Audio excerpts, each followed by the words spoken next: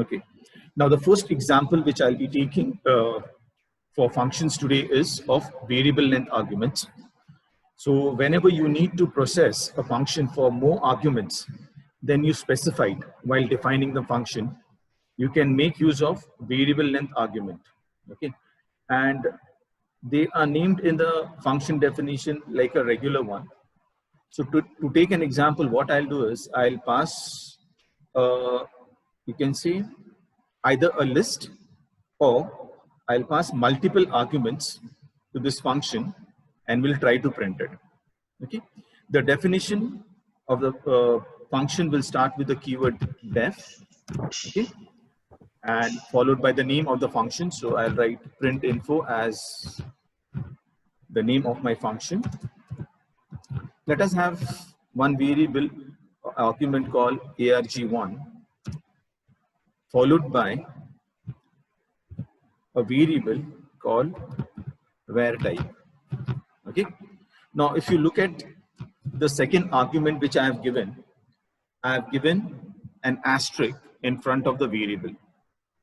Okay. This indicates that it is of a variable length. So depending on what values I'm passing, all the arguments will be saved in this variable called var type. The first line, as you know, is for your document string for documentation. So I'll write this will print variable cast arguments. And let us write a print statement. Put comma arg1. Now up to here it is fine. If I have only single argument, that value will be displayed on the screen. But if I want to access this variable var type, which is having multiple arguments in it, I need to use a for loop, or you can also make use of a while loop. But for loop is more convenient, so I'll be using a for loop. I'll write for var n var type. Okay. Please remember, when you are using this variable, we do not indicate the asterisk sign here. Okay.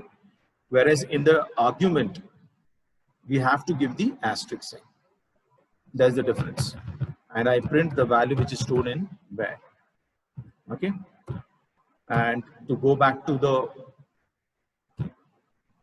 program from where it has been called, the function will end with a return statement. Okay. I'm not passing any argument.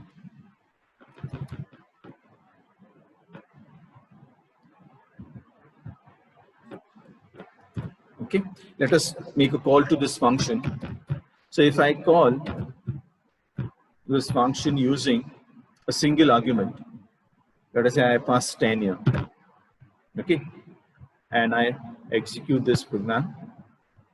The output is 10. Okay. There's no error for this for loop. Reason being, there's nothing in this variable called var type. But if I have multiple elements, let us say I put say 50, 40, 200 and 78 or 780. Okay. So here I'm passing 5 arguments. Whereas if you look at the function here, I had made provision only for 1 argument. Plus, I've also created another variable called var type, and I put an asterisk in front of it. Okay, that asterisk will take this all these values, okay, and store it in this variable here as a list. Okay, and I can use the for loop to display it.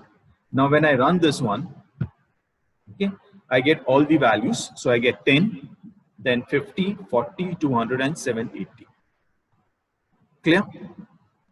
Now, I need not use this. If you remove this one, let us say I do not print this arg1. So what will happen? I'll get the values from 50 onwards. So here you can see it is printing 50, 40, 200 and 780. That means what is happening? The first argument is getting stored in ARG1, and the rest of all the arguments or parameters are saved in var type as a list. If I remove this ARG1 and I just keep asterisk var type, okay, and now I run this. Now you can see even the first value has been stored in var type, and I get all the values. Okay. So whenever you have multiple values which you want to pass to a function, okay, and it is variable, that means it can vary depending on the requirement.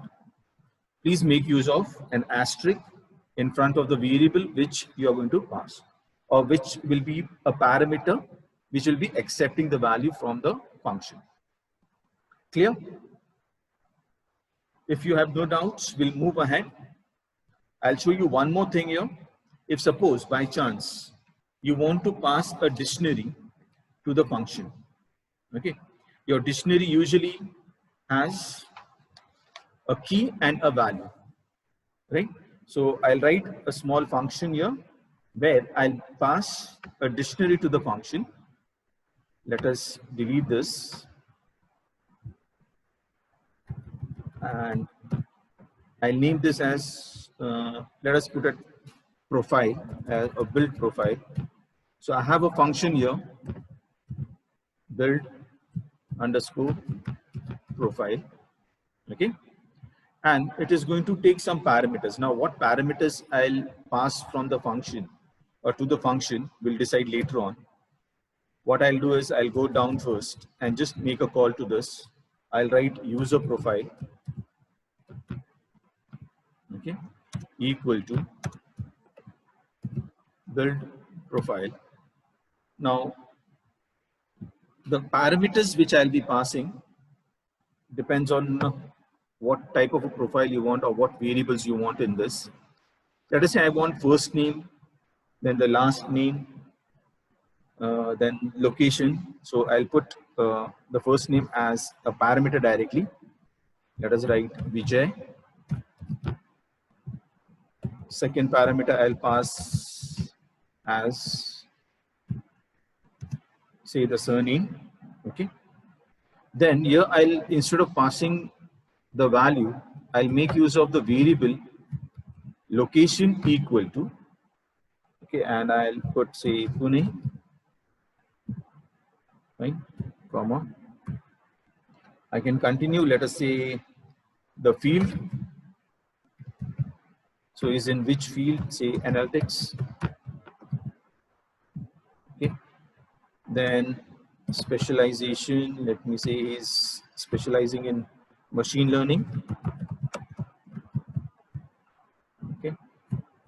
And finally I'll write the language which he prefers writing is programs or coding. So let us put Python here, okay. Now after passing all these parameters, what I'll do is I'll print the user profile.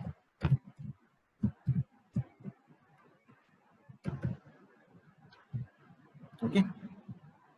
Now to build the user profile here, the first argument, because I have passed a string, I can directly write the name of the variable, let us say first, then last. Now the third parameter, where we have given location equal to Pune, okay, this is not a regular argument, it is a dictionary value, you can say, where we have the key and its value. So in such case, I need to collect it in a dictionary itself. So I'll create a dictionary called user info, okay. And remember, in the previous example, I had given a single asterisk sign for list, okay. Now I'll be giving two asterisk signs because it is a dictionary, okay. And as you know, dictionary has two values as one item. The first value is your key followed by the value of the key, okay. Now I'll come down here and create another dictionary by the name profile, which is empty, So for creating empty dictionary, I can use the curly brackets. Okay. So this is my empty dictionary, followed by, I'll start assigning the values which I've passed to this particular function. So profile, okay, and let us give the first name itself instead of first underscore name, okay, equal to first. Clear? So what is happening?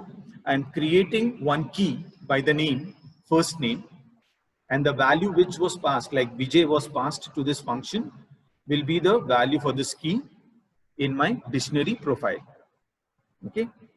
Similarly, I can have the other profile variable key is say last name.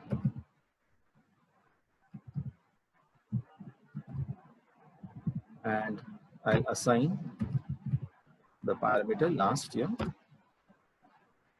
Now comes the question of how do I assign the other values which have been stored here. So the values which are stored in user info, which was passed, that means location Pune as one item, field analytics, then specialization, machine learning, and language Python. This is stored in user info. Now I want to move it to my profile dictionary. Okay. For this, I'll make use of a for loop. So I'll write for k, comma, value or val. Okay. In user underscore info. Fine. Dot items, because I have to access each item. Now what happens here is, because one item has two values in it, that is the key and the value for the key, I have two variables here, k and val. So the key will be stored in k and the value for the key will be stored in this variable val. Okay. So writing a for loop where we have two variables at the beginning itself is possible. It is not that always you have to have a single variable in the for loop. Now I can use my profile dictionary and I can write k equal to val. Okay. And this completes my for loop. I'll come out and return the profile. Now, till now, we have been returning nothing or none, you can say. There was no expression given after the keyword return. Now, in this example, we are going to return back the profile which we have just created in this function build profile. Okay, press enter here now. And when we call this function, okay, let me run this one. Okay, now you can see here, this is the dictionary which got created. First name Vijay, last name Singh, location Pune, field analytics, specialization is machine learning, language Python. Okay, I hope this example clears one concept. This program is meant to clear two things. One, if I want to pass a dictionary to a function, I need to make use of two asterisk sign, okay, followed by the name of the argument. Secondly, the for loop which I have written here, if I want to access a dictionary, okay, using a for loop where I want the key as well as the value, I can always write for the value, the two variables. The first variable will access the key and the second variable will access the value of the key. Okay. And the other function which we used here for the dictionary is items. This will give me the list of items. So one by one, the items will be stored in k and val, and that will be added to my new dictionary called profile. And later on line number 17, you can see I have returned this dictionary which I had created in the function. Any doubts in this code? No doubts. I'll move ahead and we'll write one more function to show you how to return a value. Okay, and then I'll also show you how we can have a difference between what is the difference between a local and a global variable. Okay, to begin with, I'll just write a small function which will just give me the sum of two values. So I'll write def sum here, and let us say a1 comma a2. This function is just going to find the total, so I'll write total equal to a1 plus a2. Okay, I print the total inside the function here, total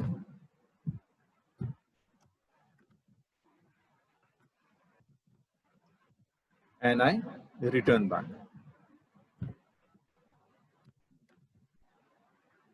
Okay. Now I do not want to return total here, so I'll just use the return keyword, and here I'll make a call to the function sum. Okay, let us pass some values, say 50 and 100, and execute this. It's simply, it gives me the addition. You can see 150 is the answer.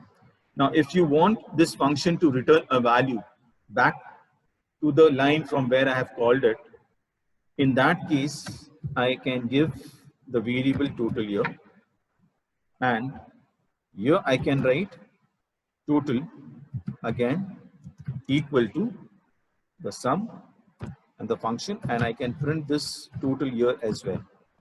So total, let us say outside the function. Okay, and I display total. So both this outputs will give me 150. Okay, no problem. Now let us see the difference between a local and a global variable. Now the variable which was declared here inside this one, this on line number 9, this is a local variable to the function sum. That means the scope of this variable total is not available outside the function sum. Okay, but because we are returning the value, you can see this return statement, we are returning the value back to the you can see the statement from where it has been called, it will be stored. So this sum function, okay, returns the total and stores in this variable total again. Now if I change this to t, okay, and now run this, what happens? It says name total is not defined, even though I have a variable total on line number 9. But the difference here is that the variable has been declared inside the function and the scope is local to the function. That means it's not a global variable. It won't be accessible outside the function. Now, to take care of this, what I can do is I can create a global variable. So I can write here total, okay, and assign it to 0. Let us say I have a variable here, total, and this is my global variable. Okay. Then I write the statement here, total equal to a1 plus a2. And let us say I do not return this. Okay, I just make a call to the function. Okay, I write total equal to a1 plus a2. Whether it is going to work, let us see this first. Okay, now whether it is going to print me 150 or it is going to print me 150 and outside the function it is going to print me 0. That is what we are going to see. Now look at the output here. The function prints total equal to 150, and when we come back outside the function, when we try to display the total value, it displays the value 0. That means on line number 10, the variable which I am using here is a local variable and not a global variable. Now, if I want to specify that the value should be stored in the global variable, I make use of the keyword global. Okay. followed by the name of the variable, total.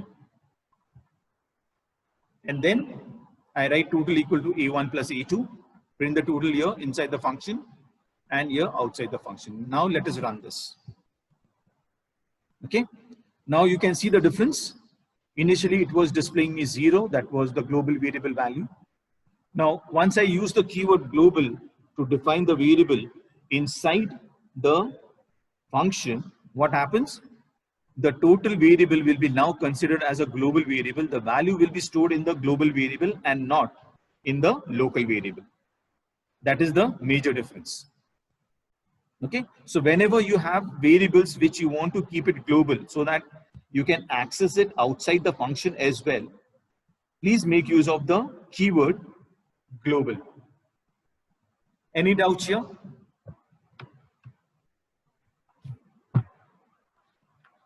Fine, we go ahead. Now the next example which I'll be taking, so I'll create a new file. In the next example, we'll see how to define anonymous functions. Now these are special type of functions, and why it is called anonymous? Because it is declared in a different manner, not in the standard manner, using the def keyword. So we are not going to make use of the def keyword to define the function here. Okay, we used a keyword called lambda to create this anonymous function.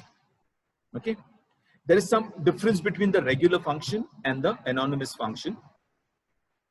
The anonymous function cannot, you can say, have multiple expressions.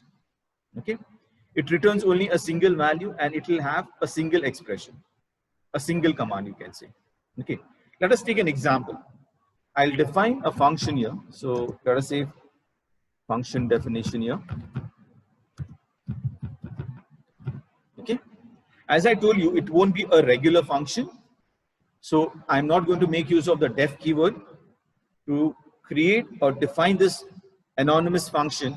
I'll write the name of the function sum equal to lambda. Okay, this is my lambda keyword,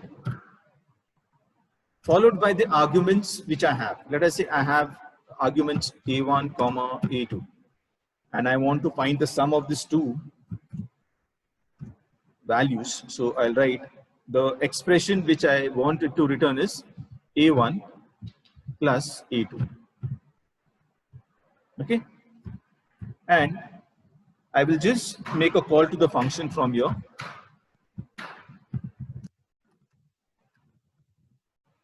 So my call to the function will be, let us use a print statement and write it here, total equal to, and here I'll make a call to the function. Now while calling the function, I'll make use of the sum, the name of the function, the round brackets, and the parameters which I want to pass. So if I pass 10 and 20 to this function, let us run this one now. Okay, I get the total as 30. Clear? I can have multiple values as well. Let us say I have 3 arguments, say A3 here. Okay, and I'll make a change here as well, say 30, right? And plus A3. Now can I write S equal to A1 plus A2 plus A3? Okay, and now run this one. So I have says a syntax error which says cannot assign to lambda. Okay, that means I cannot have a command here. But if I remove this now and now run it, no problem at all. Okay, so multiple expressions, for loops or commands will not be accepted if you're using lambda to define a function. So when do we use anonymous functions? Whenever we have small, you can say expressions or functions which you need to write. Okay, that time you can make use of the lambda keyword to declare an anonymous function. Okay, please remember they cannot contain commands, neither they can contain multiple expressions. Clear? And an anonymous function cannot be a direct call to the print, okay, because lambda requires an expression. Please remember. Any doubts in this?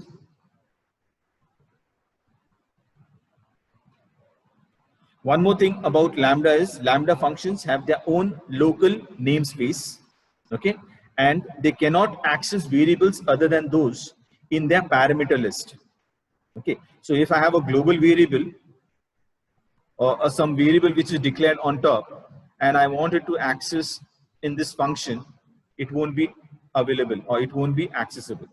Like for example, S I had used before. So it was not working with this function. Okay. Now, quickly, I'll write one more program to show you how I handle exceptions in a function. So we'll declare one function, okay, which will calculate, let us say pay. So I have a function called compute pay. It has two arguments, hours and rate. Okay. Now, if the number of hours are equal to 40, okay, it will be a regular payment. And if the number of hours are more than 40, I will be paying them overtime. That overtime rate will be different. The overtime rate will be 1.5%. You can say 1.5 times the regular rate. Okay. Now, please remember, if suppose I am not able to complete this program and the meeting gets over, please rejoin so that we can complete this example. Okay. So I'll quickly write this function here. I'll write a if condition. If your hours are greater than 40, if it is greater than 40, then I need to multiply, say the regular pay is equal to 40 multiplied by R T. Okay, this one. And for overtime, so OP is equal to, now the number of hours which are sent is HR minus 40 multiplied by R into 1.5. As I'm going to change the rate or RT into 1.5. Clear? Then I write the regular pay now equals to R pay plus OP.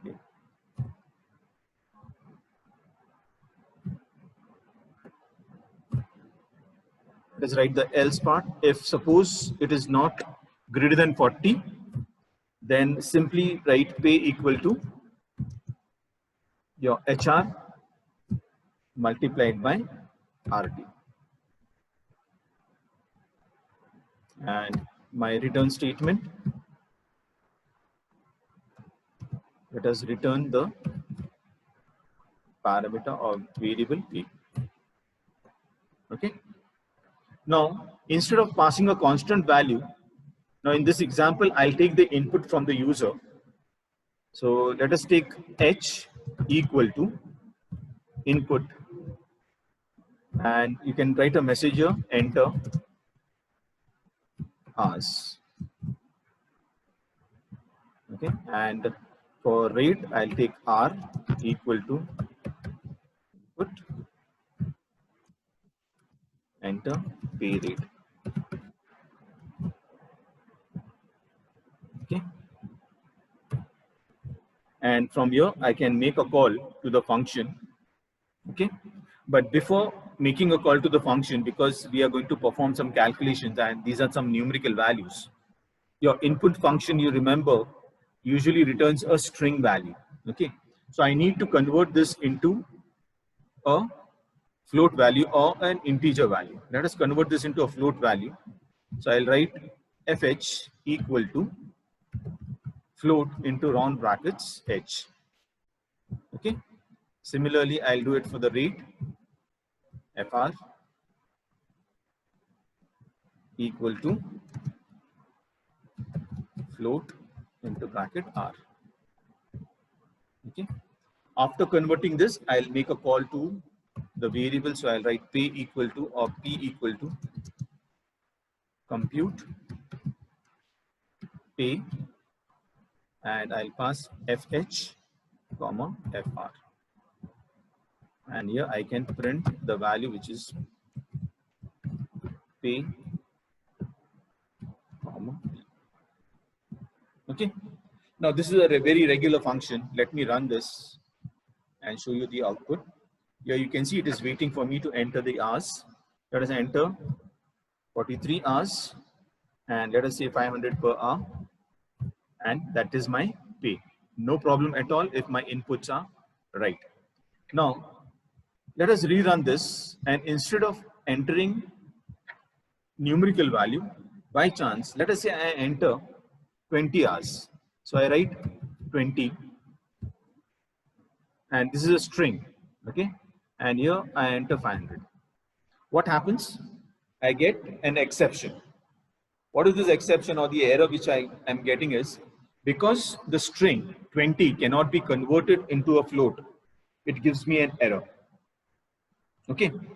Now you cannot wait for the interpreter to give you the error. You need to handle this error on your own while writing the programs. And that is why we are going to start with something called exception handling. Now to perform exception handling, what I'll do is, there are two statements where I feel errors can occur, where I'm trying to convert line number 22 and 23, where I'm trying to convert the string into a float value. I'll enclose this into a try block. Okay. So this is my try block, and indent it please so that it becomes a part of your try block. Okay. Now those who have already done Java before, or even C++, you might be remembering try and catch block. Okay. In Python we have a try block, but instead of a catch block we have except. Okay. Followed by a colon. If suppose there is an error, okay, it is going to jump to this line number 24 and execute whatever I am writing inside this except block. So I'll write print and I'll display a message saying error, please enter numerical value or numeric value.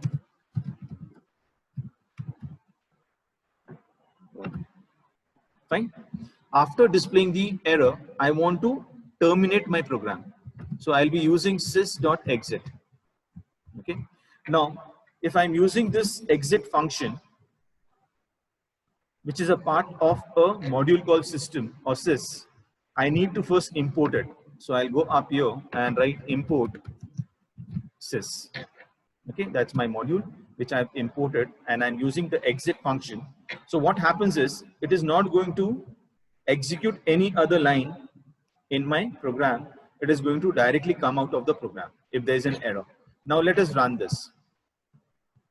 Now it is accepting the hours. Let us put, say, 2 hours, enter 500. And here you can see I get an error now. Now it is not giving me a traceback, and it is not giving me the error which is generated, or the error message which is generated by Python. Okay, this is a message which I have given in the except block, and it terminates my program. Now I'll run this again, and if I enter the right values, let us say I enter, say, 56 hours and the rate is 500, there's no problem, I get the output properly.